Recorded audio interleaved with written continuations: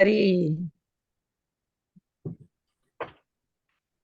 Nama Om Vishnu Padaya Krishna Prasthaya Bhutale Srimati Bhaktivedanta Swami Iti Namane. Namaste Saraswati Devi Gauravani Pacharine. Nirvishesha Sunyavadi Paschatya Deshitarine. Nama Om Vishnu Padaya Krishna Prasthaya Bhutale Srimati Bhaktivedanta Swami Iti Namane. Namaste Krishna Padaya Prabhupada Shitatmane Shri Gaura Karuna Shakti Bhakti Tirtha Namane. Shri Krishna Chaitanya Prabhu Nityananda Shri Advaita Gadadhar Shri Vasudeva Shri Gaura Bhaktivinoda. Hare Krishna, Krishna Krishna, Hare Hare. Hare Rama, Rama Rama, Hare Hare. Vanchakalpatarubhyascha, kripasindhubhya eva cha, patitanam pavanebhyo, Vaishnavebhyo, Namo Namaha. Hari Hari Bol. Welcome, Leela Kisheri. Hari Bol. So we're just talking about Shivaratri, and today's Shivaratri. And so I wanted to just read a prayer from Lord Shiva. Shri Rama Govinda Mukunda Sure, Shri Krishna Narayan Vasudevaya. Adi Namrita Panamata, Bringadhi Payak Hila Dukha Antre. I offer my obeisance unto you, Shri Shiva, who are the monarch ruling over all the bee-like devotees, who are mad to drink the nectar of innumerable names of Hari. You yourself are always calling out for the Lord. O Rama, O Govinda, O Mukunda, O Suri, O Shri Krishna, O Narayan, O Vasudeva, and other names. And this is from the Shivastakam. So a devotee sent this to me this morning. And interestingly, when we did the program last week, we were talking about how Gandhari, she worshiped Lord Shiva. So she was very, very dedicated to Lord Shiva, and Lord Shiva gave her a benediction to have 100 sons.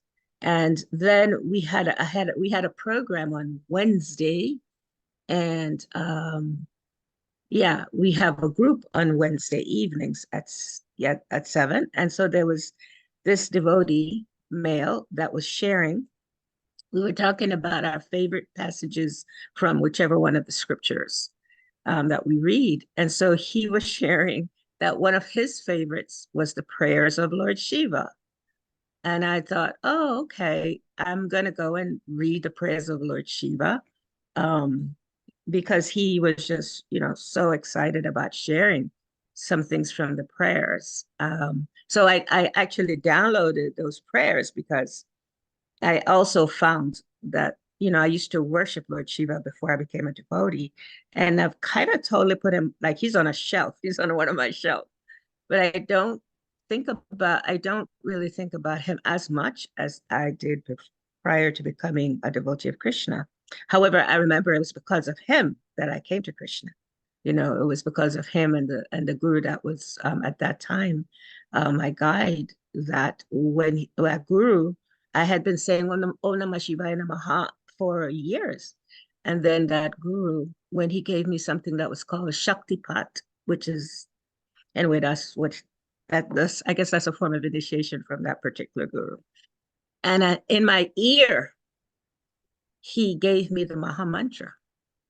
And so at that time, I didn't know anything about Krishna and anyone. And then not too long after that, a devotee showed up in my life. So Lord Shiva, I always say, oh, Lord Shiva, you brought me to Krishna. And so it's so nice to have become aware today's Shivaratri, because I totally had forgotten. So thank you, Deepa, for posting that. Thank you so much, because Lord Shiva definitely changed lives. You're welcome.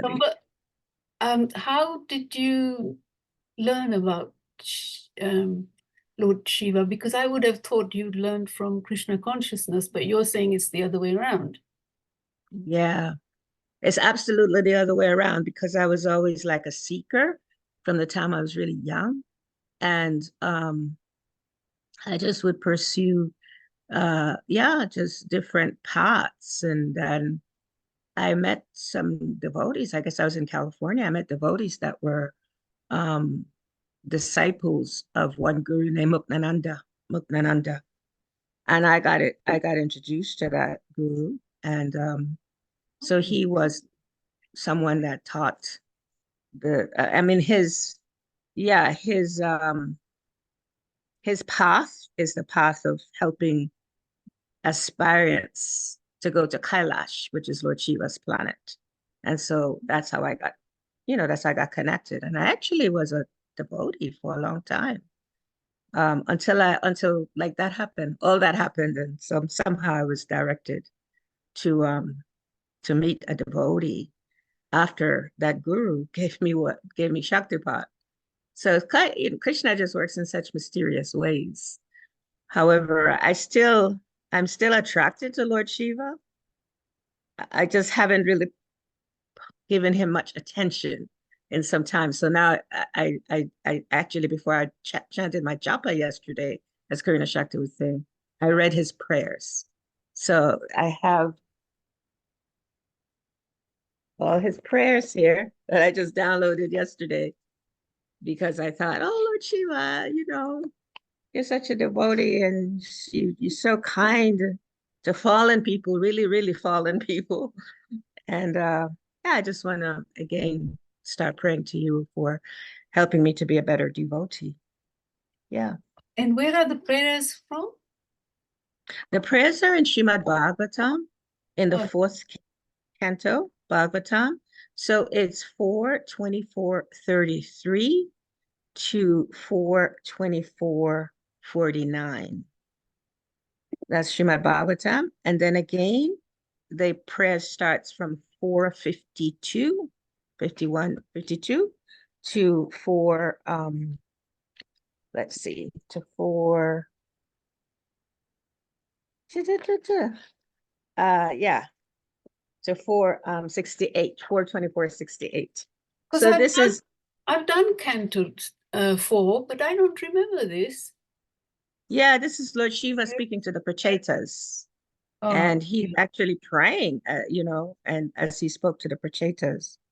And so one of the prayers that I really appreciated reading yesterday was well, all of the verses are just so beautiful. They're all, speaking of Krishna in some way or another, he's offering his obeisance to Krishna.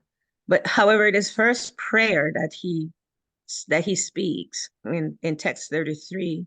He says, O Supreme Personality of Godhead, all glory is unto you.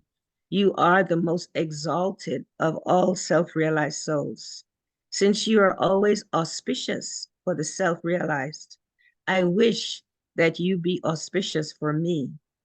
You are worshipable by virtue of the all-perfect instructions you give. You are the super soul. Therefore, I offer my obeisance unto you, the supreme living being. Oh, That's one of the, yeah. Yeah, so he's constantly in prayer as well as giving shelter to those that appear to be the most hopeless. So I was about one of those. I'm glad you brought this up because I was thinking, I couldn't think of Lord Shiva. All I kept thinking was Krishna, Krishna, Krishna all day. And it's never not like, and I'm thinking, oh gosh, I need to give some time to Shiva today. And you brought this forward. So I'm really happy that I have. Yeah. Yeah, please read his prayers. His prayers are such glorification of the Lord. It's just amazing how, yeah, he's just so connected with Krishna, deeply, deeply connected. Among all the other things that he does. I mean, he's one of Krishna's dear servants, right? He has a huge role on behalf of the creation. So they're devoted. I mean, isn't he the security guard at the Rasa dance when he tried to dress up as a guppy and sneak in? And Krishna's like, "Oh, Lord Shiva, you are here! What wonderful timing! People are trying to sneak in. Why don't you please be the guy, the security guard?" And therefore, there's a deity of Lord Shiva dressed as a guppy in Vrindavan when Krishna caught him trying to sneak in. So he's doing that eternal service. Yeah, because actually you can't enter Vrindavan without first giving, well, you can, people do it all the time, but it's proper, it's the etiquette to really offer respects to Lord Shiva first, because he's like he is the gatekeeper of Vrindavan. So as soon as we go as soon as we arrive in Vrindavan, we first go to Lord Shiva's temple and offer respects. Then we go to all the other Krishna temples. It's just an etiquette. And I Doesn't think Okay, he my- also have like 80% or 85% of the opulences of, Yes. right? Absolutely. He's like almost perfect with Shiva. Yeah, 80%. He's explained he's like what, milk or yogurt, something like that. I can't remember that analogy. Prabhupada gives a lot of different analogies about how close he is to Krishna. Yeah. And some people worship him as God. You know, you wanna let Sophia in, Nomsa, please? Yeah, some people they worship Krishna. I mean, they worship Lord Shiva, like Gandhari. Gandhari worshiped Lord Shiva as God. Krishna was a person to her, an exalted person, but he wasn't God. God was Lord Shiva. So, Krishna makes himself available for wherever a person is. I think also Shiva is always on earth, and so he's easily attainable. And I think that's why the Hindus are very passionate about Shiva. Yeah, he's easily pleased. And according to Sastra, he takes responsibility for those in the modes of ignorance. So, yeah.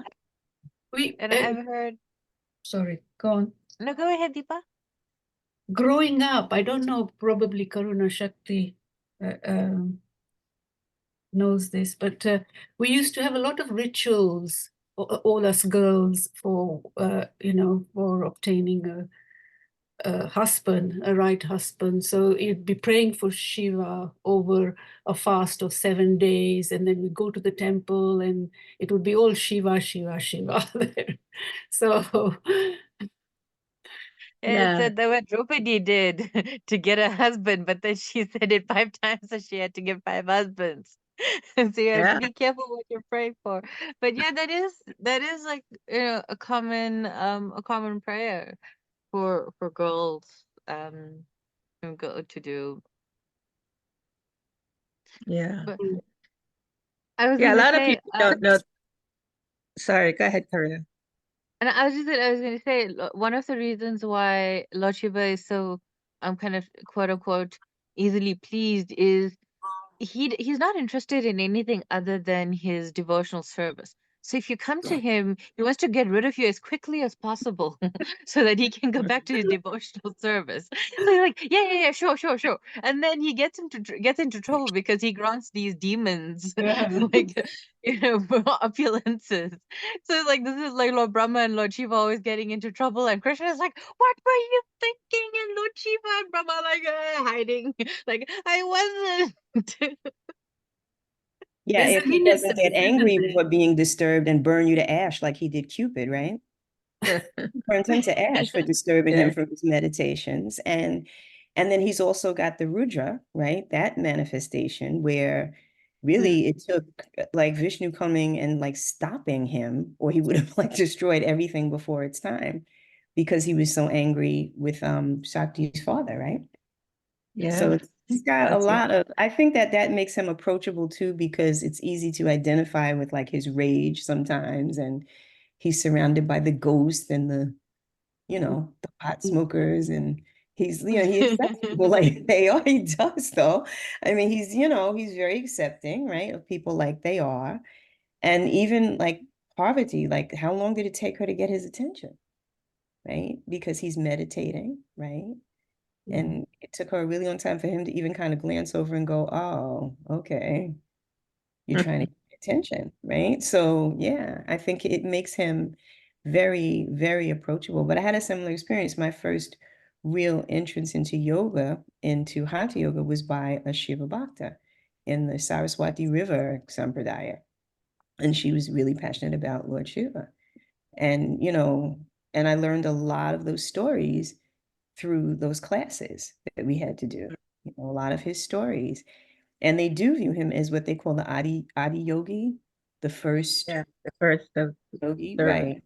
right, Yeah. exactly. So, and very Yeah. powerful. This is a beautiful prayer from him. My dear Lord, you are the supreme controller of the worker, sense activities and results of sense activities. Therefore, you are the controller of the body, mind, and senses. You are also the supreme controller of egotism, known as Rudra. You are the source of knowledge and the activities of the Vedic injunctions. So I like that, as you were sharing, Leela Kishore, that we know him as, in that Rudra kind of incarnation, but however, he is referring to Krishna as you're the original of all that. That you're the one.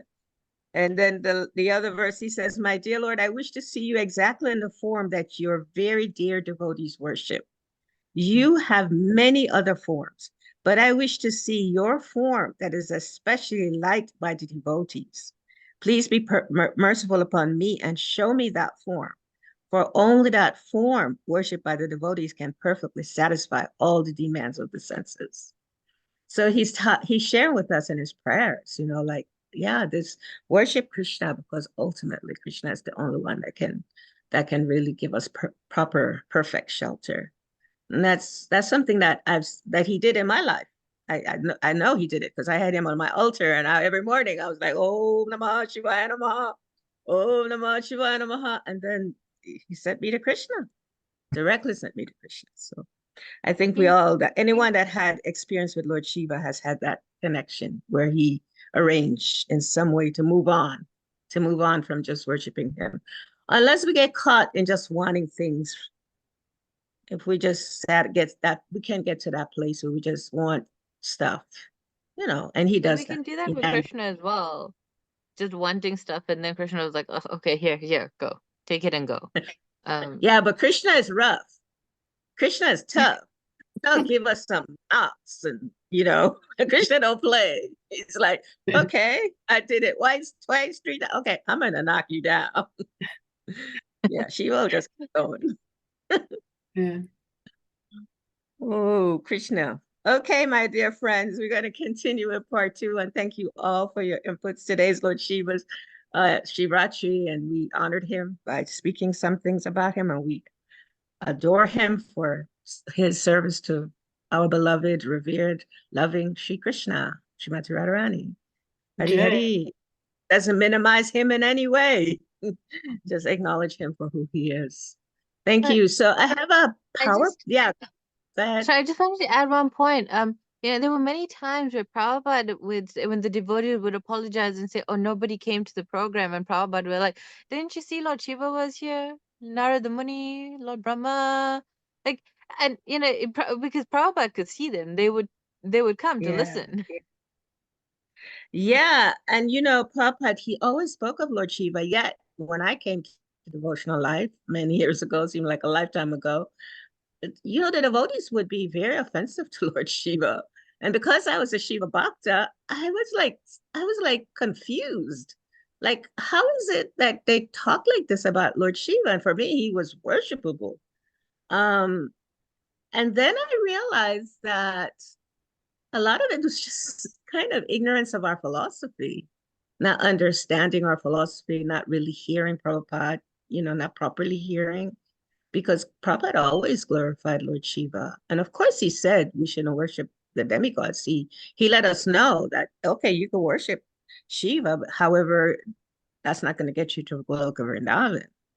He let us know that. And I think as devotees matured, they stopped, they're not as sectarian as they used to be. They used to be quite sectarian, quite fanatical and I guess that kept them, focused on Krishna, but yeah, I had that experience, and I used to be very very confused and a lot of times kind of not wanting to talk about Lord Shiva, just keeping him internally within myself, because I thought I would get, hammered, criticized, blasted, whatever. Yeah. Yeah. I mean, Anyway. it is a more mature understanding that the demigods are all devotees. And there's a difference between saying to Lord Shiva, "My dear, you're a dear devotee of Shri Krishna, please help me with my japa," oh, please help me to understand Krishna, versus please help me get that, top position and buy a big car and a fancy house. Yeah. By the sea. Fancy house by the sea. Okay, my dear friends, I better get into this because I know we don't have much time, and I want to try to get through this PowerPoint.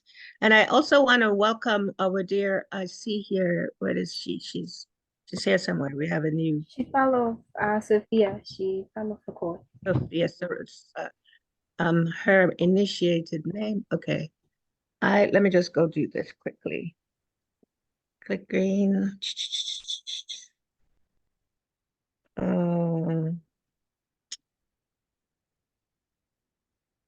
Slideshow from beginning. All right, here we go. 5 life lessons from Gandhari. We can't see Mother. this. Can't see the screen? No. No? Okay, let's see.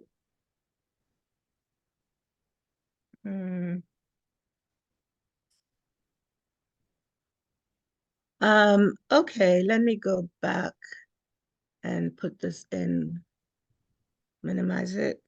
All right, share screen. Wow, that's what I didn't do. Up. Okay, slideshow from beginning. We good? Yes. All right. Thank you, Nafsa. All right. Whoa. Okay, so we're continuing with our pastime of Gandhari and what are the lessons that we are to learn from her life. So last week we talked at least 3 lessons that we learned. Anybody can remember any of the lessons we learned from Gandhari from last week? Women are always faced with decisions. Yep. They affect their lives and the lives of others. Yes. Any other? We spoke about rage and anger. We talked about that a little. We'll cover that A today. little bit. We spoke about religiosity a lot. Yes. And attachment.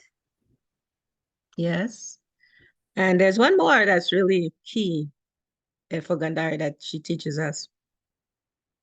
I guess it's a part of attachment to, her as a mother. We talked about motherhood quite a bit last week. What she taught us as a mother, being attached, also as a wife, what kind of, commitment she made as a wife. Okay, so maybe someone can read this, if you can see it.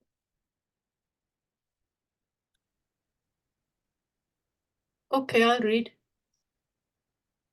Despite all her Gandhari's good qualities, she had the natural flarities of a woman, and she was envious of Kunti when the later gave birth to a male child. Both the queens were pregnant, but Kunti first gave birth to a male child. Okay, I didn't quote here, but this is from Srila Prabhupada speaking about Gandhari in the first canto of Srimad Bhagavatam. And I want you to note 2 words here: natural frailties of a woman, and she was envious. Because we're going to have some discussions about these. So if you can, probably if you have something that you can jot it down, those points, so that we can kind of go back over it and talk about what does that mean for us in, today, and how do we understand this? Okay. Somebody else?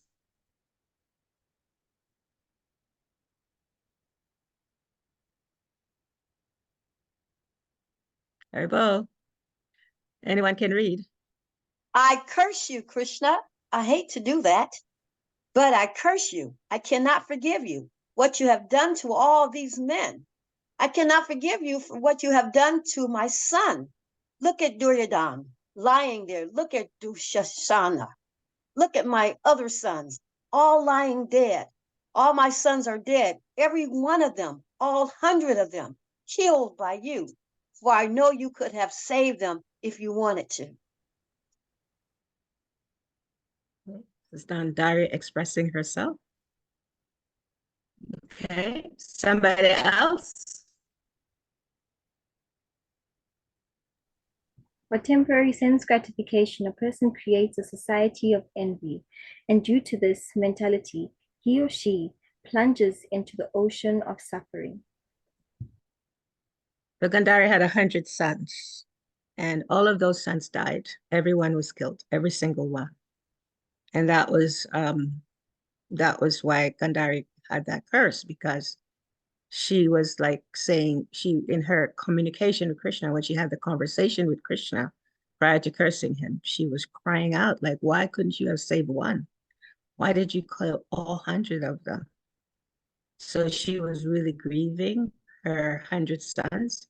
As a result of that grieving, and as a result of her rage and anger and envy, she cursed Krishna. Okay, now we're going to hear some of the things that Prabhupada has said about envy, because this is what we want to look at in terms of how Gandhari, she is seen as a very strong, courageous woman. At the same time, she exemplified this quality of envy and anger. And we want to hear, from Prabhupada how he expressed it, what is these expressions about envy and anger. Someone, you got a few of you on a call. In the material world, everyone is envious of everyone else, and therefore there is competition. Srimad Bhagavatam, Canto 1, chapter. Actually, it's Canto. Yeah. Yeah, sorry. Okay. Karuna Shakti, I'm just going to call you.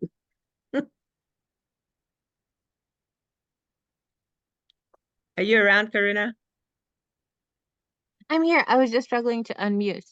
Okay. Okay. Envy. Everyone is envious. If his neighbor, if his brother, if his friend becomes more prosperous than himself, he becomes envious. This material nature. Similarly, in our Krishna consciousness movement, if we become envious, oh my God brother, God sister, oh he she has become so popular, he she is making so much more progress. So put some impediments towards his or her progressive path. This is also material. Srimad Bhagavatam lectures. So yeah, this is from Prabhupada and how he's referencing this envy. Okay. Mary, would you be willing to read this one, please? Those who are jealous and envious, they are within this material world. And those who are not jealous, they are in the spiritual world. Simple thing, you test yourself. Whether I am jealous, envious of my other associates, friends, everything, then I'm in the material world. And if I am not jealous, then I'm in the spiritual world. Anyone can test. There is no question of whether I'm spiritually advanced or not. You can test yourself. This is Prabhupada being very direct. Yeah. Okay, so we're going to pause here and we're just going to have some discussion on what are the effects of envy and how do we understand the comments that's made about Gandhari because she's a woman. Because one of her frailties is that she has this quality of enviousness. Now, how do we relate to that in terms of us as devotees in women's bodies? Is that a natural thing that we would be envious of each other? So I wanted to kind of, I'm going to pause this for a sec and then let's see. And then we'll, okay. Okay, I want to see you guys. So this is not what I want to do. Sorry. Resume share. Okay. You need to click on stop Okay, share. I'm just gonna stop it. I realized that. Okay. Yeah, so I wanted to have some conversation about this. We talked a lot last week. And I thought some visuals will help us and some of Prabhupada quotes about envy, because from what Prabhupada is saying, it's like, envy is just a natural part of the material world.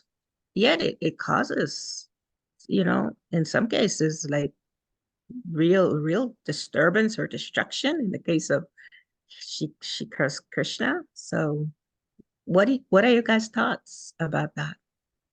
Is it natural for us to be envious of each other? I have a question about this. Especially just because we've done Vaishnavi Ministry 16 sacred celebrating the sacred feminine and Bhagavad Gita 1034. And qualities listed are they're not female, they're not restricted to only female. They're Krishna says, among women I am. And these are divine feminine qualities, but it's not that only women have fame, fortune, fine speech, good memory, intelligence. And so when we see these negative qualities, it's paired with the material nature, and that the material nature is considered feminine. But it's not that only women are negative are can be envious, but it's kind of the way a very immature presentation of Krishna consciousness that I've encountered very often is, oh, we men, we're above all of these lowly vices like envy. Only women are envious. But the fact that we're here in the material world means that we are under the influence of these qualities, whether we realize them or not. So I'm just wondering, how do we take a step back from the bodily concept especially when the bodily concept seems to be there's so much of emphasis placed on it, like natural frailties of a woman. Ultimately, yeah, that's where we need to get to, which is why we're exploring Gandhari, because Gandhari is in our history. You know what I mean? She's a part of us understanding how we are viewed as women. And the fact is that we do have this material body. So even though we can say, well, let's look at it from a transcendental place, because the gopis are also envious. However, the gopis are transcendental. Their envy is directly related to Krishna. Gandhari is an example for us of the envy that manifests in this material world. So how do we, if we're not fully pure, how do we understand this from wherever we may be in our consciousness? So yes, there is a way to say, well, yeah, everyone is envious in the material world. It's just a natural part of being in the material world. At the same time, if we're not pure, then how do we deal with this, whether it's male or female? In this case, because we're exploring Gandhari, we're looking at a female. Leela? Namsa, you had your hand up. You don't want to?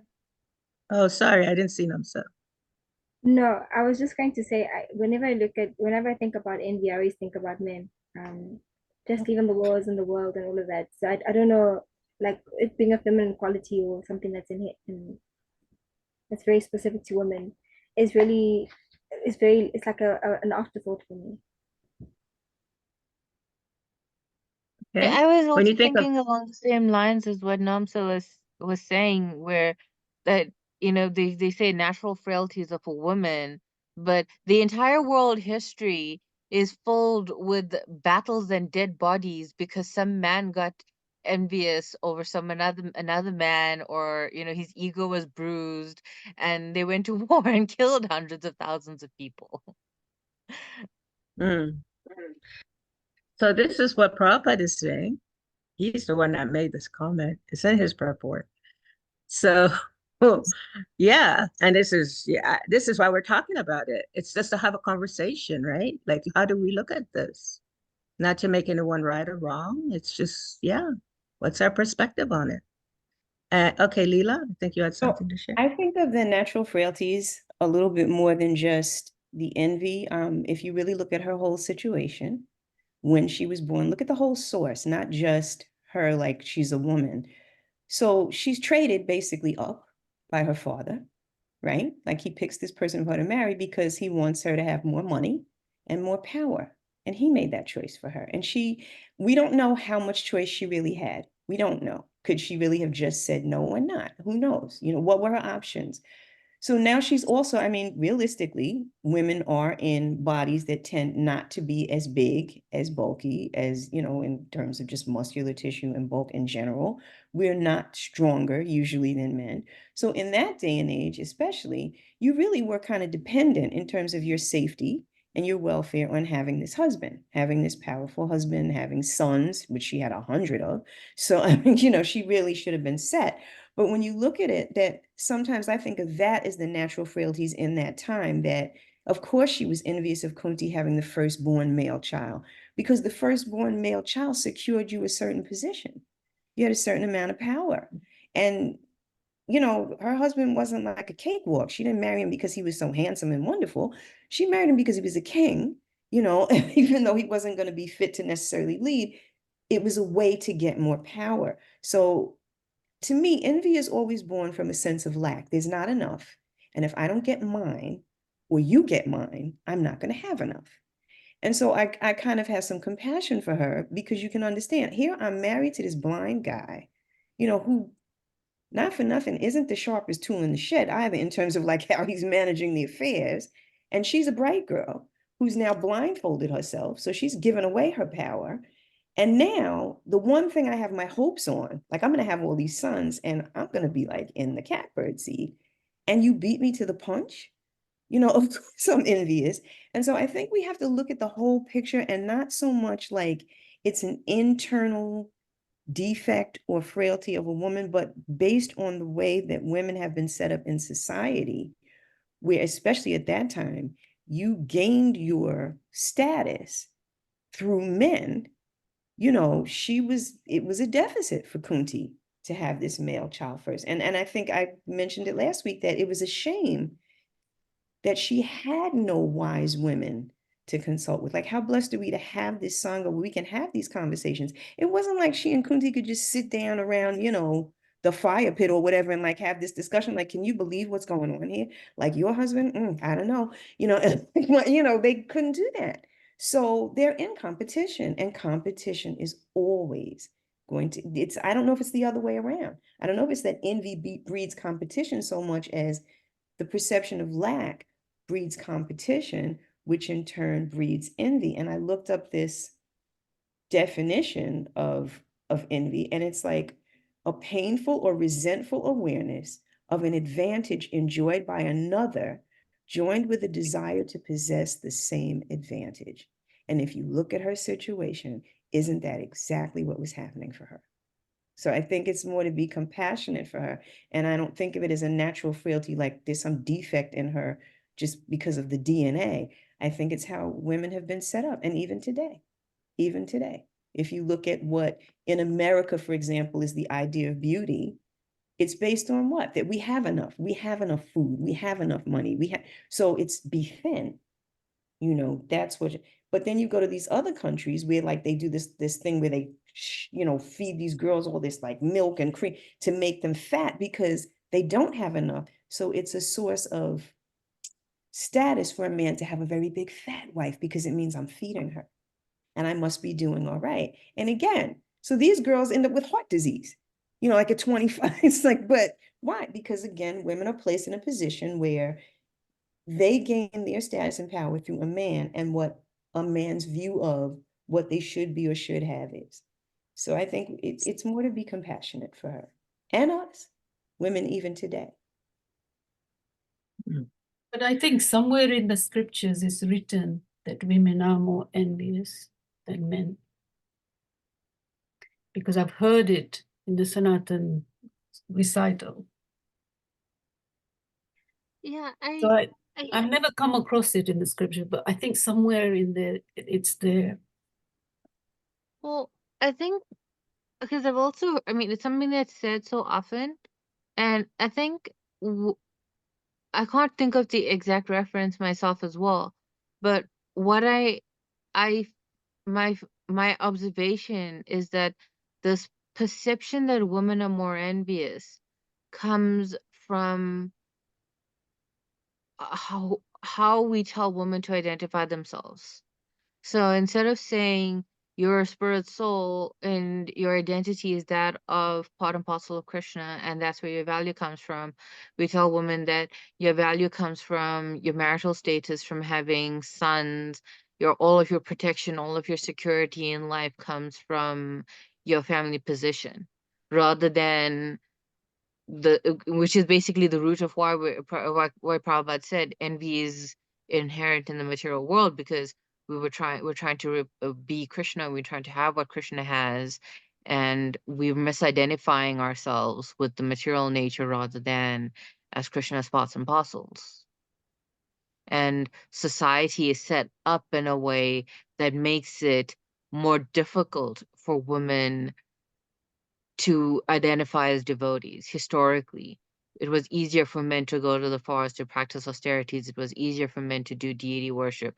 It was easier for men to study and teach the scripture. So that men had easier access to spiritual knowledge than women. So it was just harder for women to say, my primary identity is that of part and parcel of Krishna, and I'm depending on him solely, when you might be homeless because you're married to a blind old king and you have no sons because 100 of them have died. Where every form of material security you thought you had just got wiped out. Yep. Okay. A lot. I really am appreciating to hear the different inputs. I'm gonna go to Shushapanishad and then we'll continue with the PowerPoint, because I want to us to have some conversation about this, see where we're at with yeah, Ishapanishad. Hare Krishna.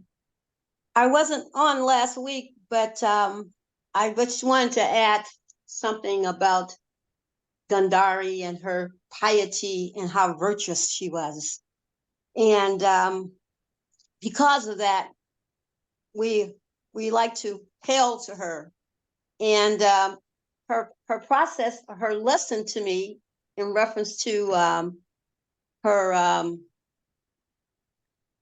manifestation in the Mahabharata and being envious and jealous is because, to me, this is my understanding, is that I'm looking at it, it was a lesson for her, because when her sons were born, the condition that they were born under, all 100 of them, was really sort of, what do you call it? It was gruesome, and it was, it was deadening, and she allowed that enviousness and greed and possessiveness and jealousy to overcome that. She didn't even bother about that. She just wanted to have these 100 sons. So that to me was one of the lessons that she just totally ignored because of enviousness and jealousy. Look what it does. It blinds you, is what I'm saying. And so I think at the end of the process, or the whole scenario about her and her relationship to Draupadi, I think that in the end she was really sort of the word apologetic, and she had attained a lot of I guess more understanding and great realization because of her mistakes that she made. That's what I wanted to add. Haribo.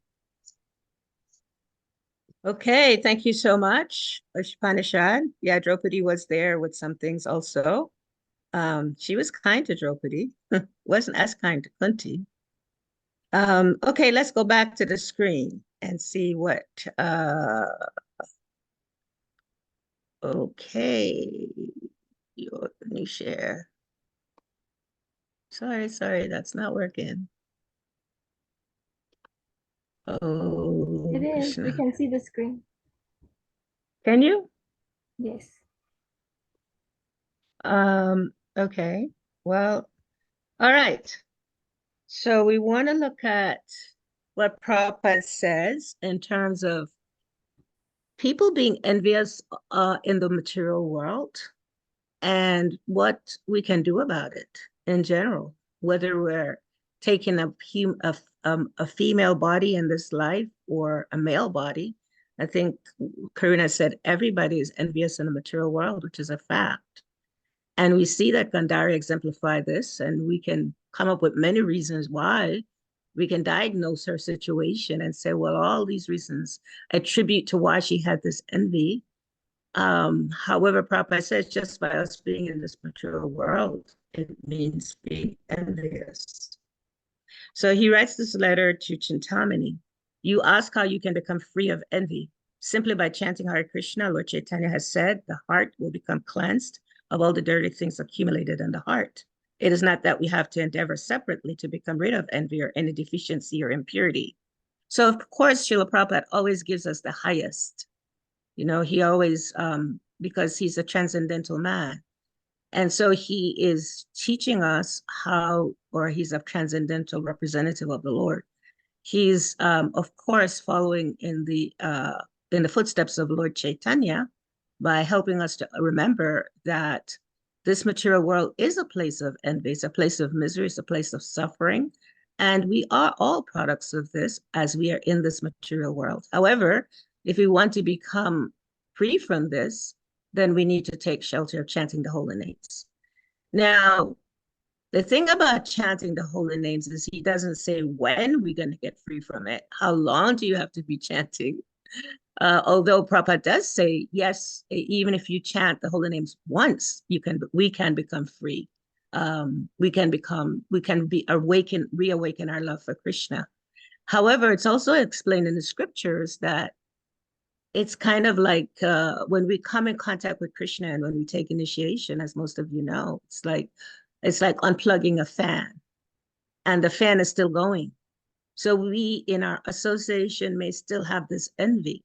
And we see Gandhara has the best of association. We can say she didn't have any ladies with her that she could talk with, but certainly she and Kunti could have been friends. And given that Draupadi had gone through what she had gone through, they could have kind of come together to discuss all the different scenarios that was going on in their lives. But somehow Gandhari chose to keep Kunti at a distance during that time because that emotion of envy had manifested in her heart. And so then there's this conversation with Srila Prabhupada and a devotee, and the devotee asks the same question: how do we become free of envy? Because obviously it's a thing that devotees talk about. Prabhupada said, Devotee says, how to become free of envy? How do we become free of envy? Prabhupada says, envy? Because in the spiritual world, there's no envy. You know, and even when we read in the 10th canto about the gopis being envious of each other, it's to serve Krishna. It's to fully dedicate their lives to Krishna. So Prabhupada is totally like, envy? You know, not something he's so aware of. And devotee said, you know, Prabhupada says, you don't become envious to your spiritual master. Then you will become free from envy. As soon as you become envious to your spiritual master, then you will. Then begins enviousness. And he says, chant Hare Krishna. So that's what Prabhupada was dealing with at the time when he was here in 1966, when many devotees, many devotees were questioning Srila Prabhupada at different points in time. I mean, Prabhupada had to, send devotees away because they were becoming envious of him. Many of his followers left because they found so many different faults in Srila Prabhupada. They criticized him in so many ways. And so Prabhupada is, he's aware of this. And so for him, he's sharing with the devotees, okay, don't be envious of your spiritual master. If you're envious of his, that's where it starts. Ultimately, Srila Prabhupada has told us that it starts from us being envious of Krishna. That's why we're in the material world, right? To start with. In Gandhari's case, as we said, she was the worshiper of Lord Shiva.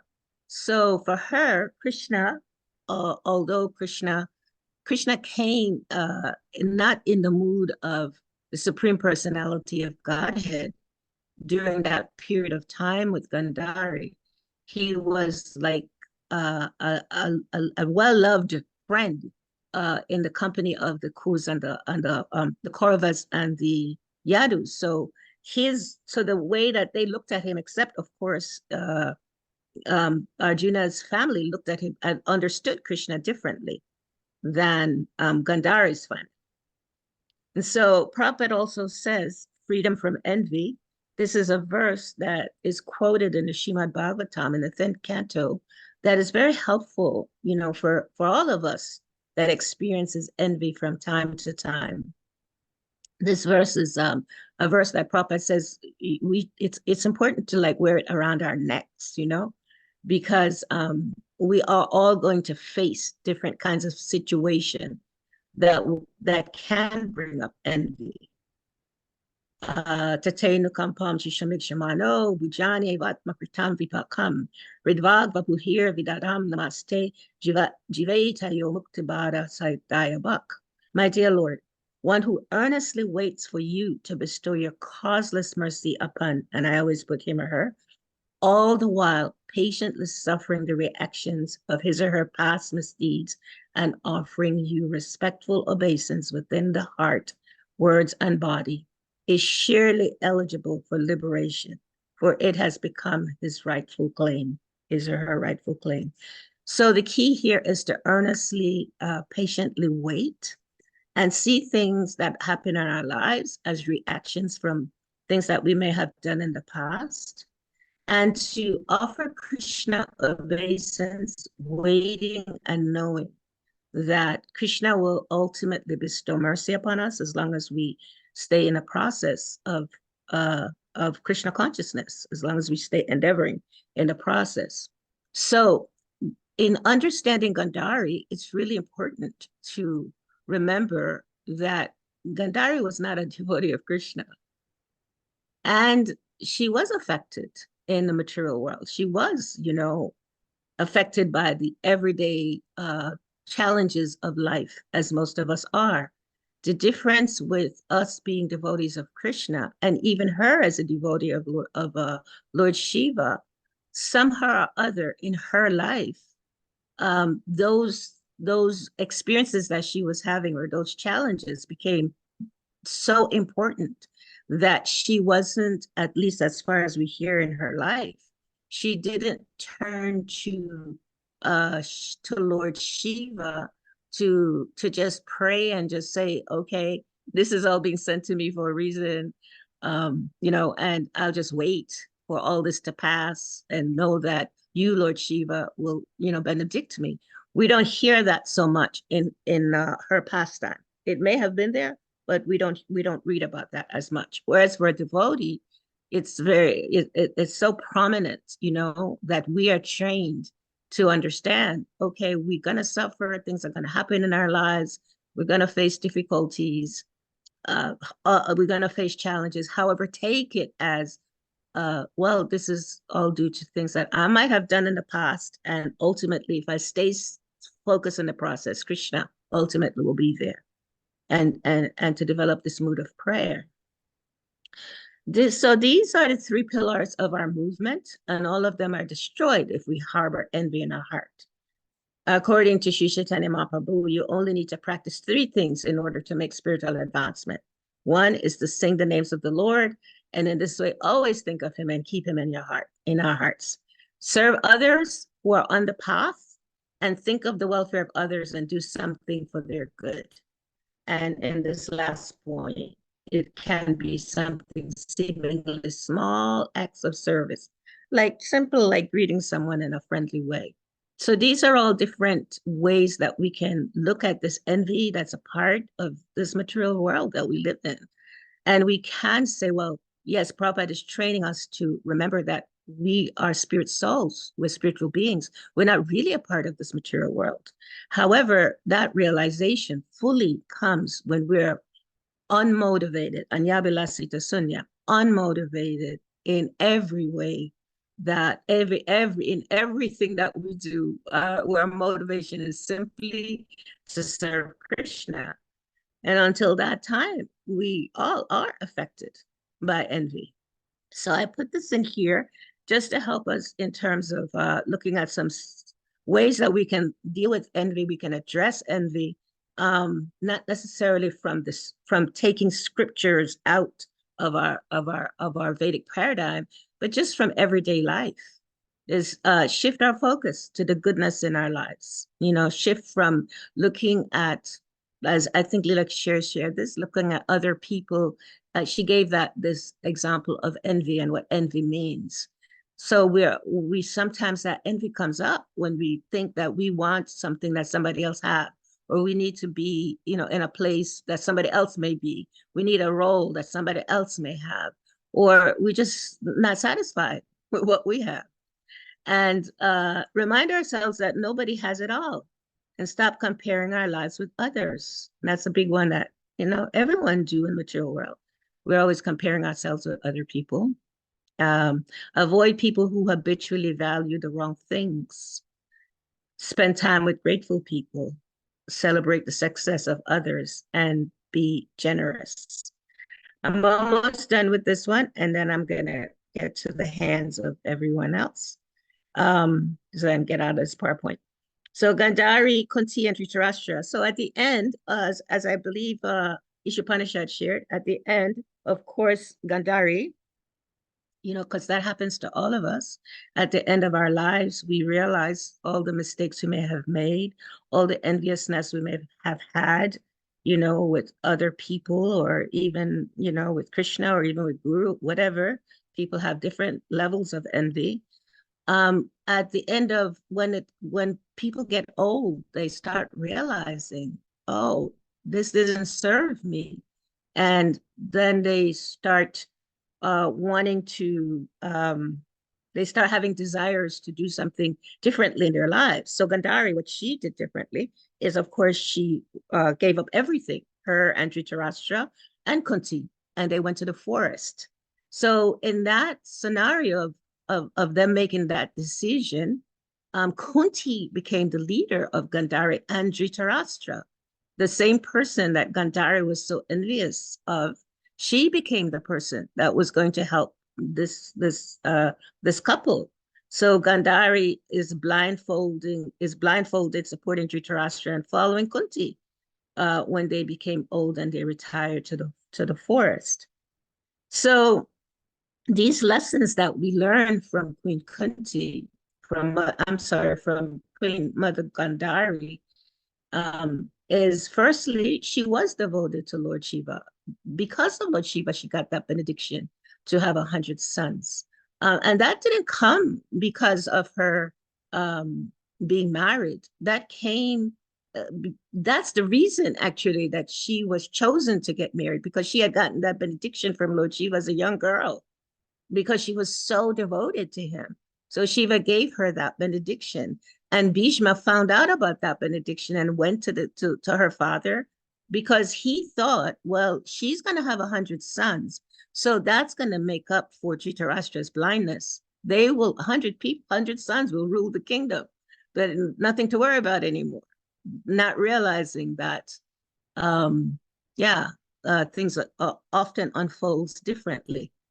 So this is one of the reasons that's described why the father also, as someone said, wanting Gandhari to, have economic development, as we call it today, or be in a place where she's seen as, having some power, he arranges with Bhishma for her to get married.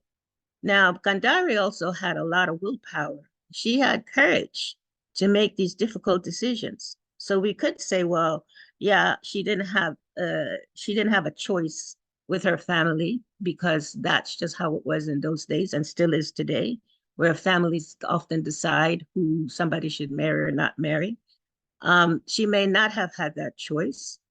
However, she did have a choice to not blindfold herself.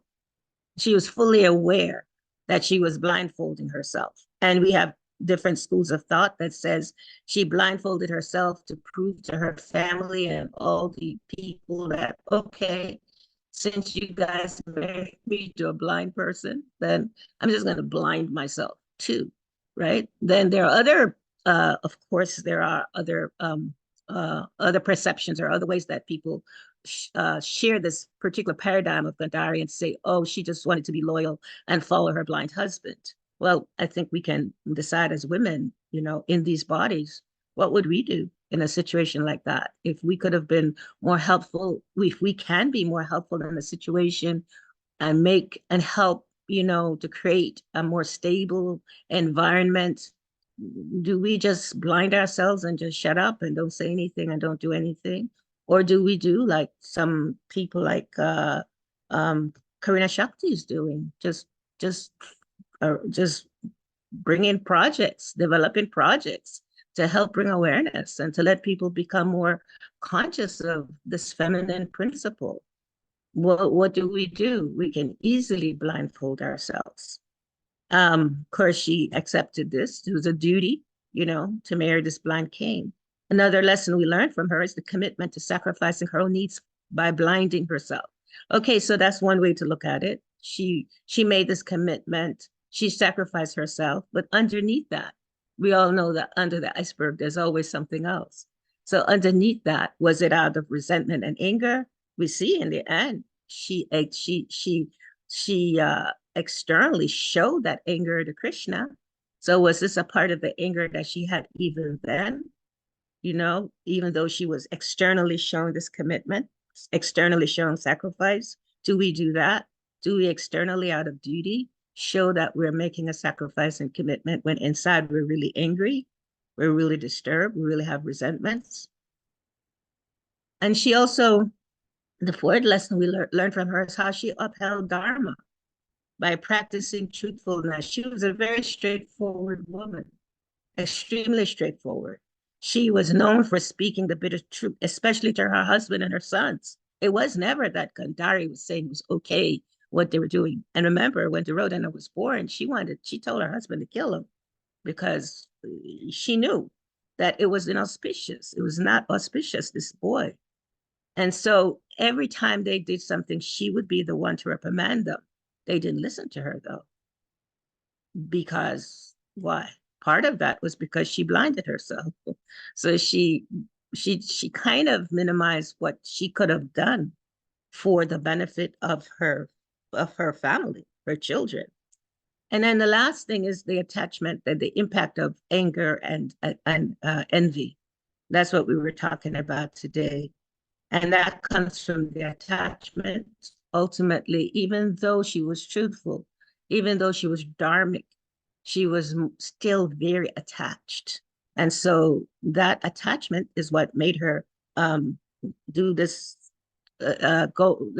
speak to Krishna the way she did, and ultimately, you know, cursed Krishna, blamed him and cursed him.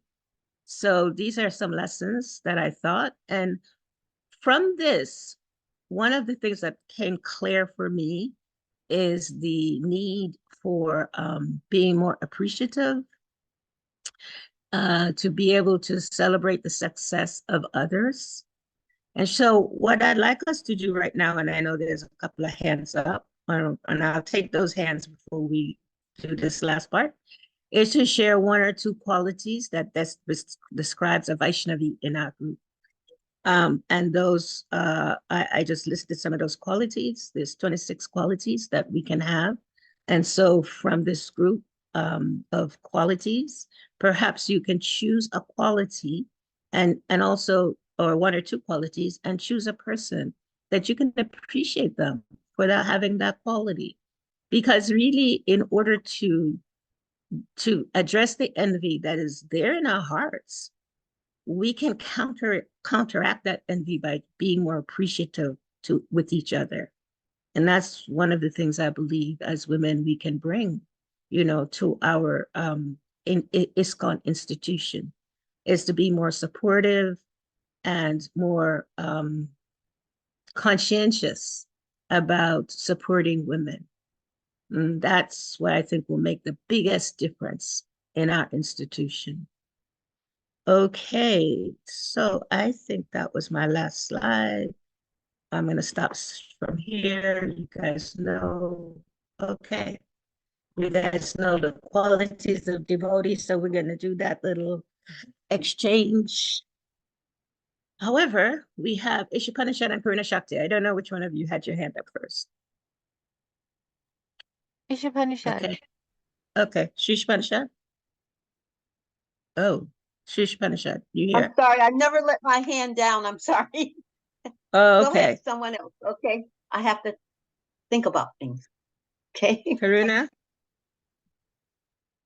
Yeah, Karuna. Sorry, I was busy talking and I was muted.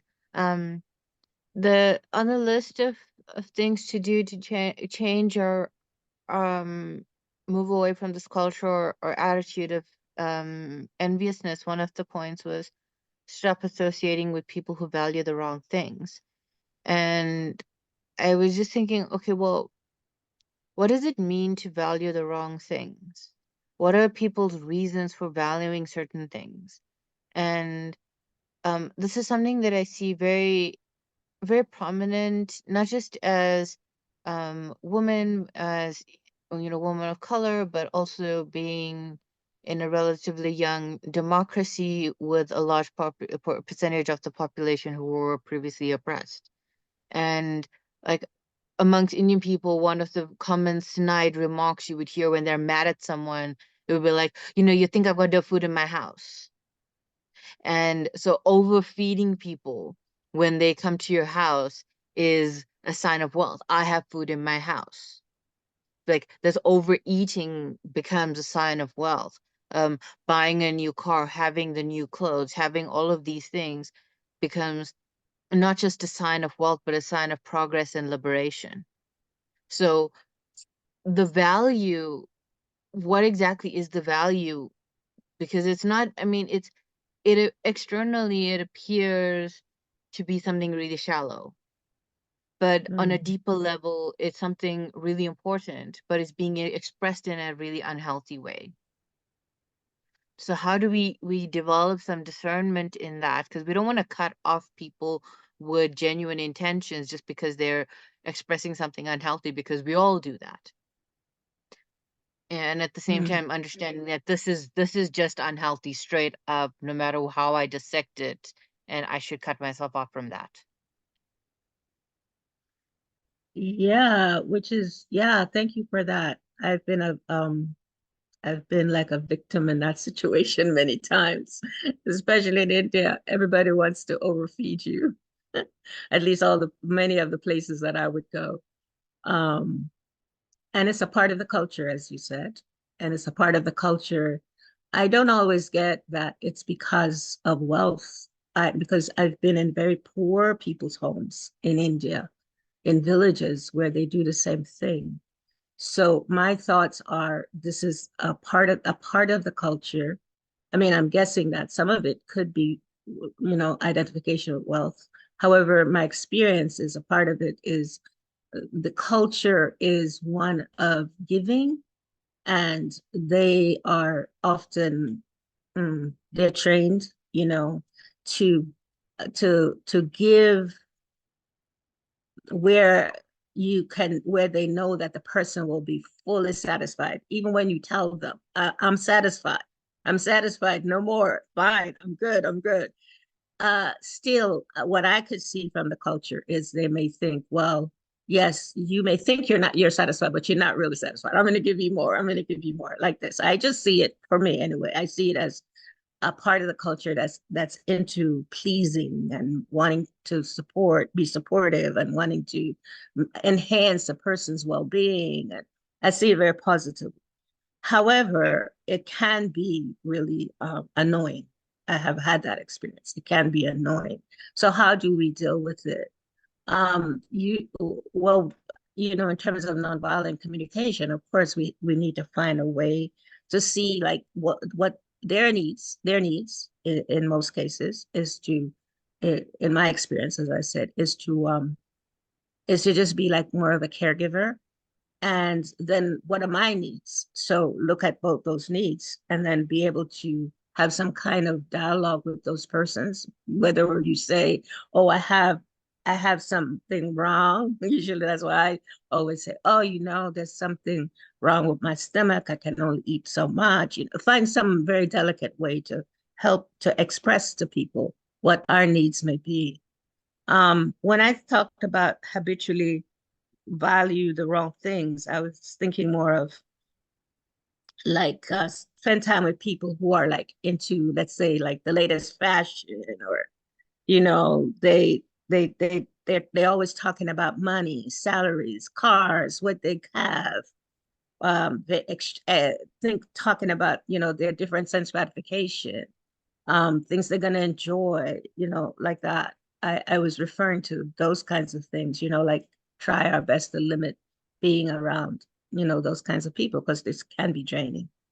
However, as you said, Karina, it is draining to be with people that keeps offering things that doesn't meet our need, whatever it might be, whether it's food or whatever, doesn't meet our needs. And so how do we do that? First, understand also what their needs are, and try to then, as delicately as possible, express to them, acknowledge their needs, and then share with them what our needs may be.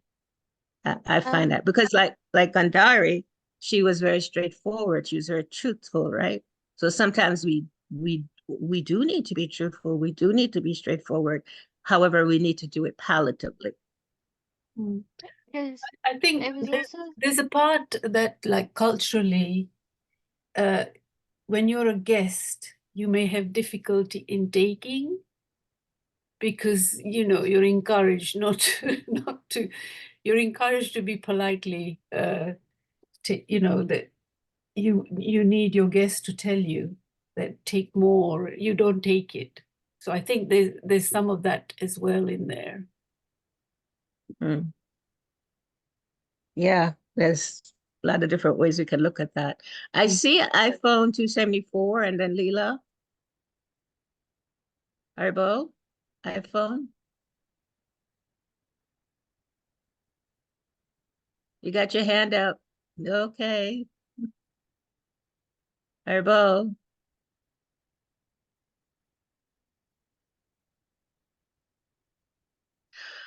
Two 7-4.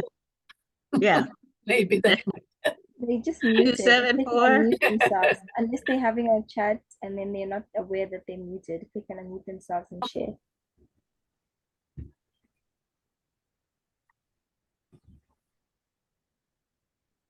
No. Okay, we can go to Leela then. Leela. Aribo.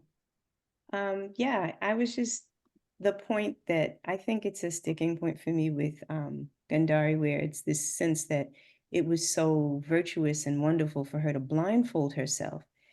And I was thinking that there's a there's a passage in the Christian Bible where Jesus is talking to his disciples about these teachers, these like spiritual like gurus of the day, these Pharisees, and they were really upset with something that he said to them about, not being honest, like looking good on the outside, but inside it's a bunch of nonsense.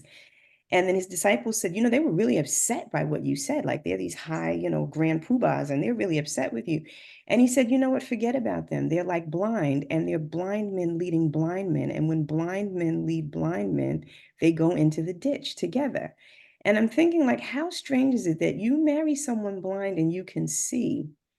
And rather than using that gift of your sight to enhance his abilities and improve the condition of the kingdom, because she's the queen. So it's not just her family she's responsible for. It's the kingdom. It's all these people who depend on the wisdom of the king. She blindfolds herself. And you said it last week that she spoke the truth, but because she had taken away her power, her sons didn't listen. They were like, yeah.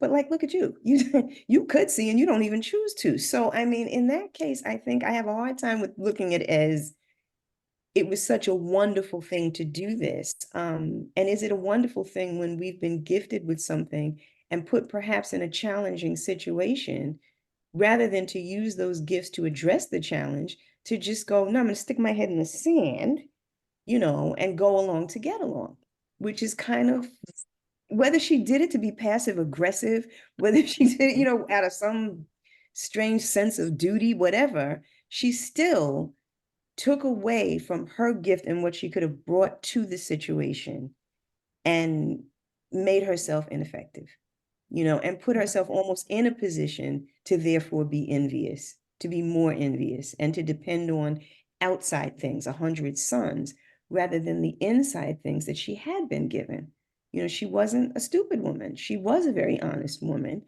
but she like literally like sewed her lips shut almost by doing what she did. So, you know, I find that I just find it like a sticking point that a lot of times when we talk about these women who were so powerful in Shastra, what is praised in them isn't necessarily the thing that really was the, you know, what was the valuable thing about their character, you know? So I don't know. For me, it's just sort of a sticking point about this whole, like, it was such a wonderful thing there. No, I don't think it was. I wonder Well, if if I may say this to Leela, just so I don't forget. So there's always 2, 3, 4, 5 different perspectives on any given theme or topic, right? This is a material world. So there's always going to be a different difference of perspective. When we look at this lesson of Gandhari, you mentioned so nicely the blind leading the blind. So the lesson is in this is, how are we blind in any way where we're being led by somebody else that's blind? How is that is that happening in our life in any way?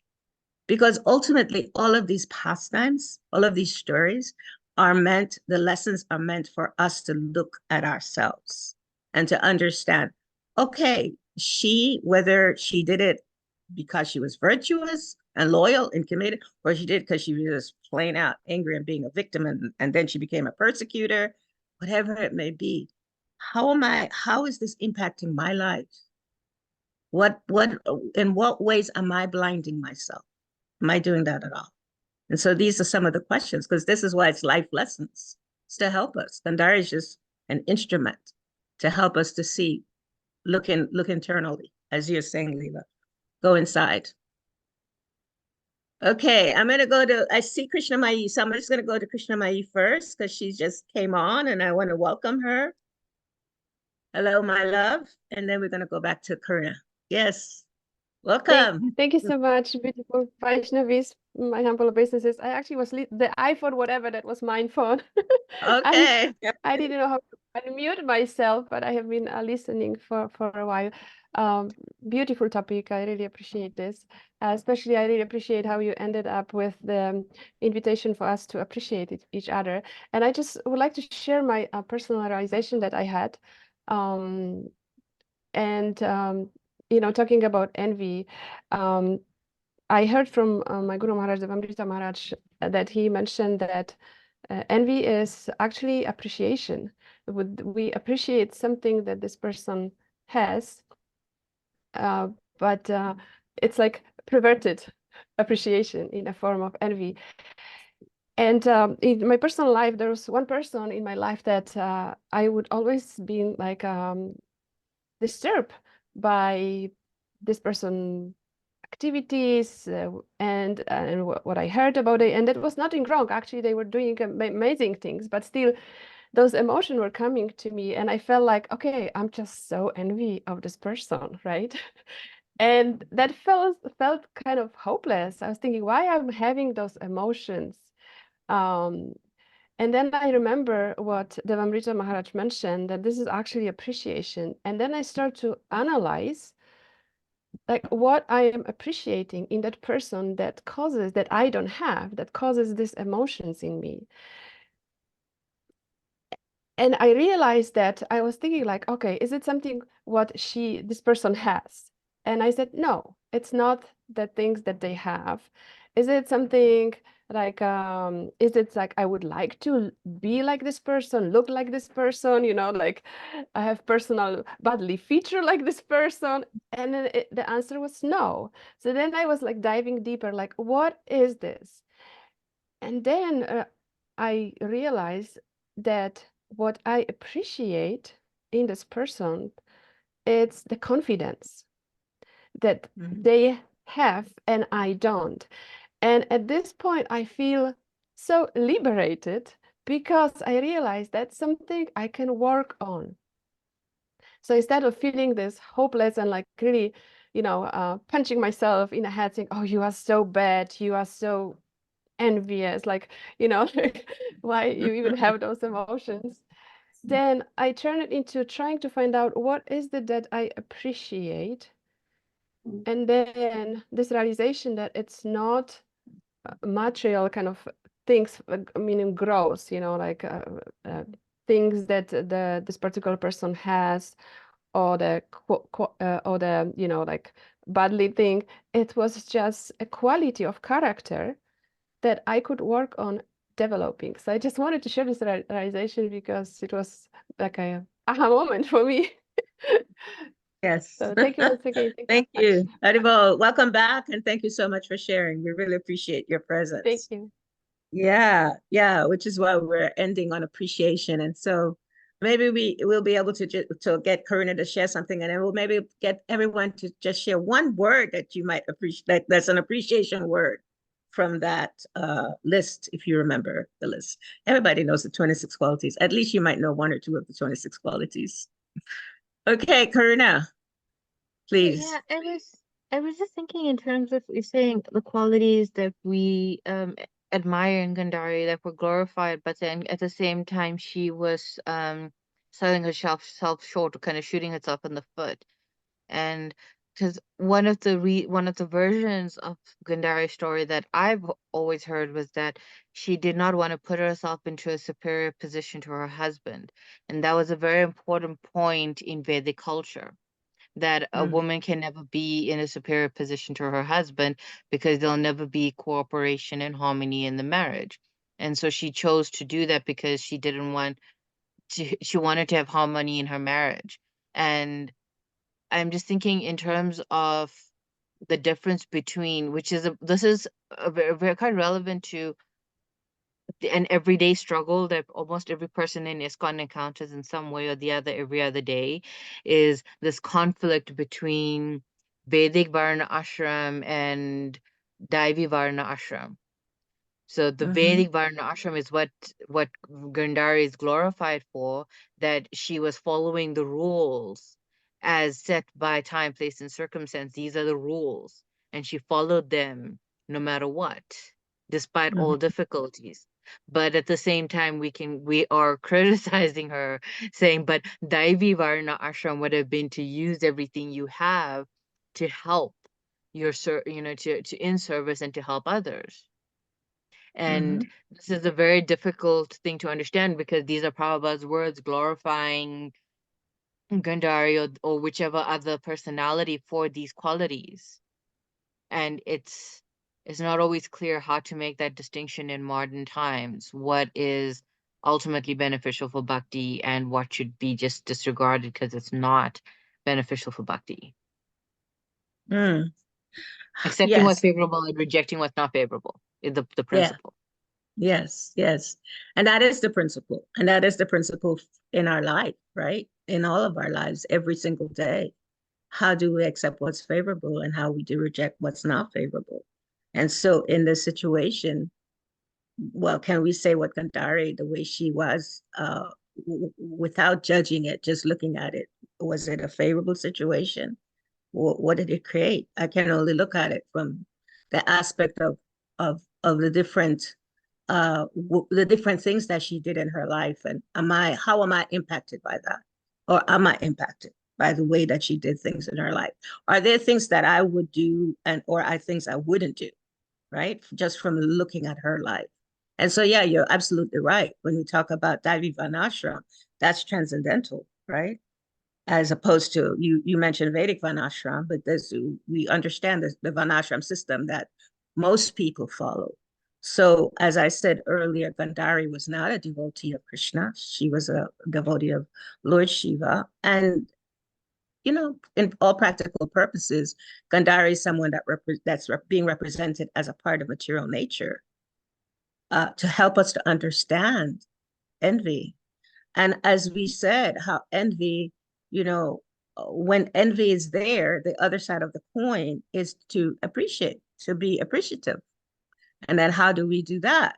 So that verse from Bhagavatam 10:14-8 is a verse that can really help us to keep that mood of how to appreciate all the time, no matter what's going on in our lives. Yeah. So yeah, it's so important what you shared, Karuna. It's a difficult pastime, right? Because we started out like, oh, but men are also envious, but everybody's envious in the material world. All of us are envious. And oftentimes we do see women expressing envy to each other quite a bit. And we have that in our organization quite a bit. And so what I am proposing for my realization from doing this study on Gandhari is that we change that paradigm. Baby steps to change that paradigm. And yeah, so let's start with maybe appreciating one word to appreciate someone. So whoever, I see Karuna Shakti. So Karuna Shakti, can you appreciate somebody else on your screen? If you I can do one appreciate word, good. I appreciate Namsa for her steadfastness in her service. Okay, Namsa, can you appreciate someone, please? Thank you, Karuna.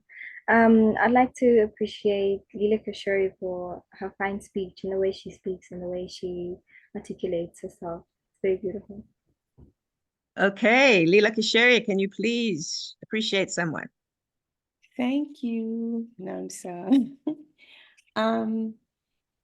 Yeah, I would like to appreciate Sri Ishapanishad for both her humility and her joy, because she's such a strong and focused and mature devotee, but she just shows up and you just feel like she's been your best friend forever when she talks to you. And then no matter what, she's always excited about Krishna consciousness, and you can't help but get excited about it when she's around. So I'd like to appreciate her for those things. All right. Isha, Panishad, would you kindly appreciate someone? I'm speechless. Hare Krishna. Hare Bol. I like to appreciate everyone for their patience. I listen to everyone and I take something away from everyone. So I'm pretty much take away patience. You make me enthusiastic, you know. So I'm sharing that. You all make me enthusiastic. So thank you for doing that, everyone. Hare Krishna. Jai. Okay, so since we're passing the ball, Ishapanishad, we do need you to say to someone, we're passing the appreciation heart. All right. I would like to appreciate Raja Leela, you Prabhu, for your encouragement and your you being a great representative of Krishna and our guru, especially. And I like your hair too. You know, it's beautiful, gorgeous. So Ishapanishad is a say that to beautician. you. Hare Krishna. It looks beautiful. Okay. Thank you for showing up like that. You know, that's encouragement. Thank you. Haribol. Thank you, Kurt. Thank you, Ishapanishad. Thank you very much. I want to appreciate Karuna Mai for her being courageous and taking risks. She came into this sangha and she didn't know what to expect, and she just dived in, and I could feel her heart in the sangha. I could feel her really appreciating all the devotees here, and I just really appreciate you for trusting us and being with us. Thank you. Okay, Karuna Mai.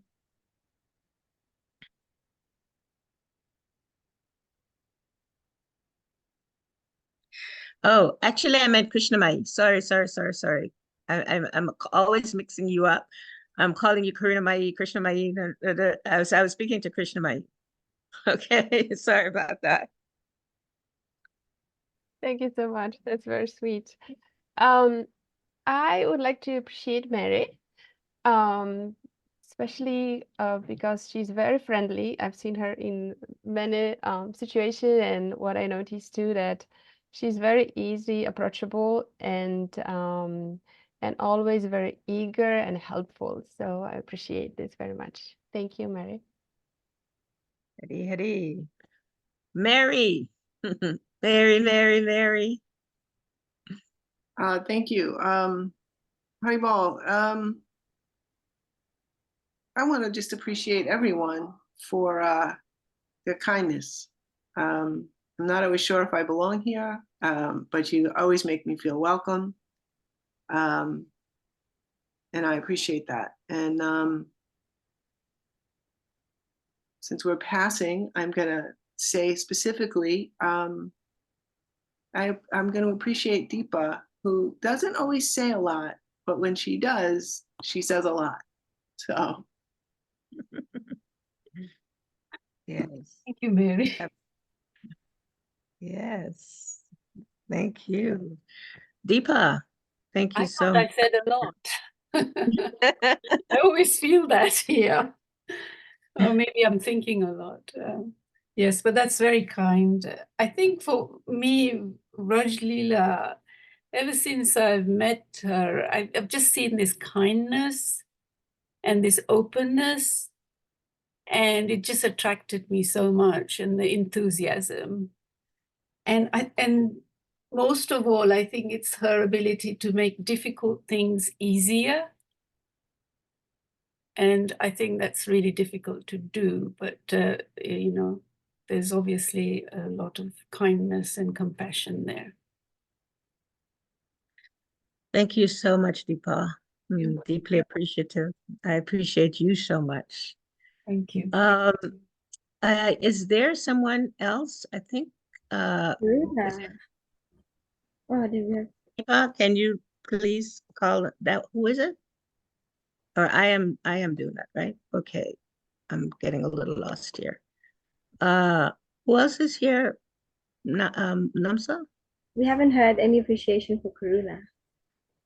Karuna Shakti. Oh no, I appreciated her. I think, I did it while I was speaking. Yeah. Well, I just appreciate Karuna Shakti. I'll do that because she is this really creative. She's so very creative. And she also is so courageous to just be like Gandhari. She's very straightforward. And she's also someone that she takes risks like Krishna, like Krishna Mai. She takes risks in ISKCON to be outspoken, to be straightforward, to bring forward things that many ladies may, you know, they may not always be as persistent. She's very persistent to bring things forward that can make a difference in our ISKCON movement. And I really appreciate her for that. And she does that kind of I mean, I don't know how much support she has. I know she tried to reach out to me and for support, and we haven't come through. So I'm always thinking, oh my gosh, she's so determined. And at the same time, she's so strong, just such a willed devotee.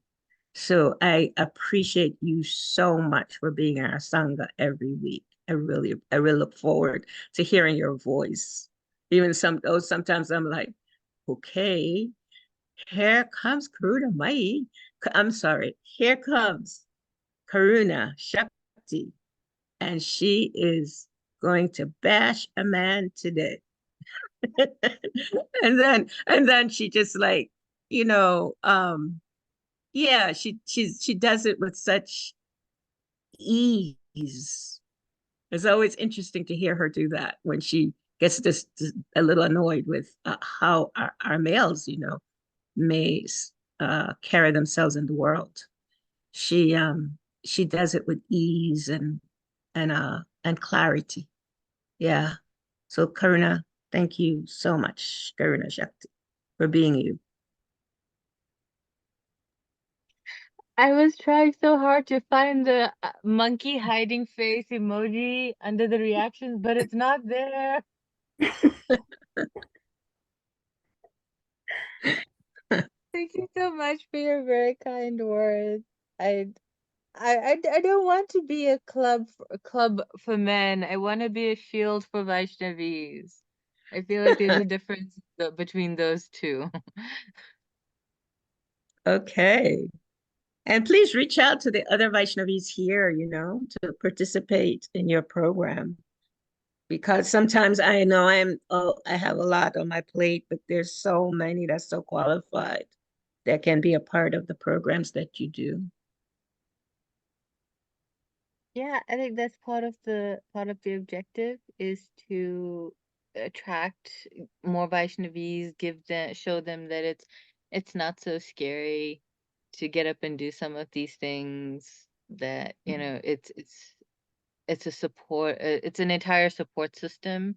You're not just going off and setting up a podcast on your own or something like that. You're doing it in an international sangha, and you have absolutely every right to use every single talent that Krishna has given you in his service.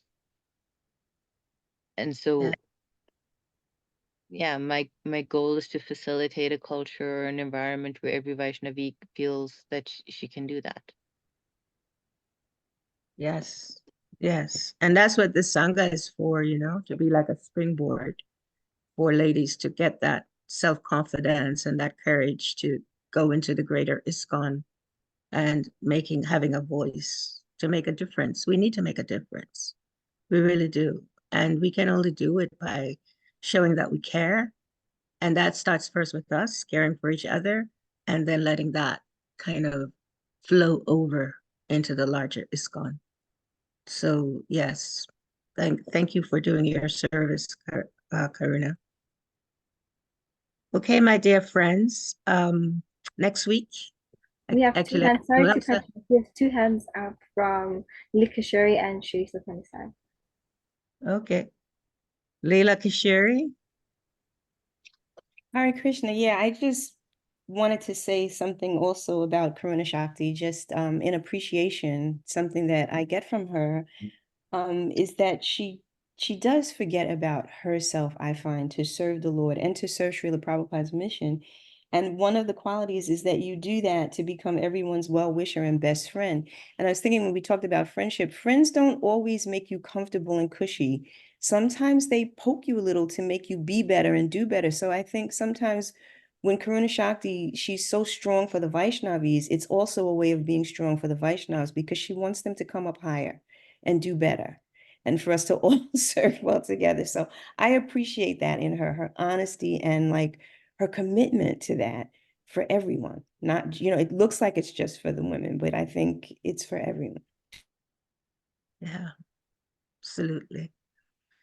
Thank you for sharing that. Also, Sri Shapanishad. Jai Hare Krishna, Prabhus. If you hear anything, I'm preparing for our Vyasa Puja celebration tomorrow at Agnihotra's home in Cleveland. And I also wanted to say that the Srimad Bhagavatam class that Leela Kishore gave, was it a couple of weeks ago, I'm thinking? Wonderful. It was just so sweet, so nice. You're so thorough, expert. Haribo, Hare Krishna. I just wanted to say that to you. And if everyone could give a listen to it, it's just brilliant. Haribo, Hare Krishna. Yeah, that was the other thing that we all said we would do on our Sangha, is to get everyone to give a class, either from Bhagavad Gita or Srimad Bhagavatam.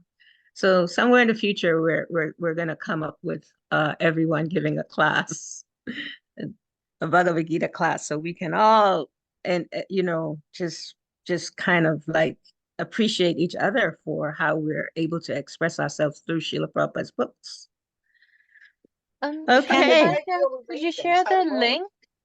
Could you share the link to Leela Kishori's class in the group? It's in our Srimad Bhagavatam, right? It's in the group. I posted it in the group about a week. Yeah, it's in the group about a week or two ago. I posted it maybe a week or so ago. Yeah. Okay, I will look for it. I know we're short of time, but can I just say something, please? Yes.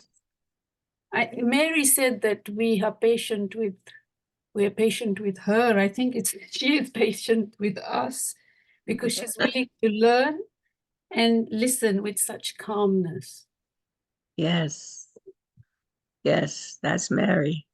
And Mary has a lot to share also. I always say that. I always learn from her when she speaks, from everyone. However, she brings a language that is just really, for me, it just opens like another portal to how I express my Krishna consciousness. Yeah. So thank you, Mary. Thank you. Okay, my friends, it is 2:16 now, and yes, we are going to be with you, Sri Upanishad, tomorrow. We're looking forward to it. She's a part of the organization that's arranging a celebration, so we'll be doing some traveling tomorrow.